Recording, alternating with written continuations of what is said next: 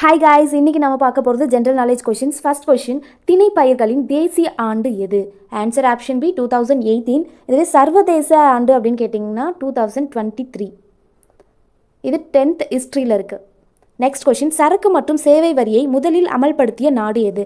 Answer option D France. இதுவே இந்தியாவில் எப்போ பண்ணாங்கன்னா ஜிஎஸ்டி அனௌன்ஸ் பண்ணது 2017 டேட் ஜூலை 1.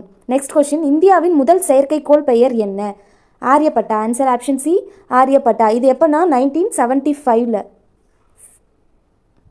நெக்ஸ்ட் கொஷின், உலக வனவிலங்கு தினம் எப்பொழுது அனுசரிக்கப்பட்டது?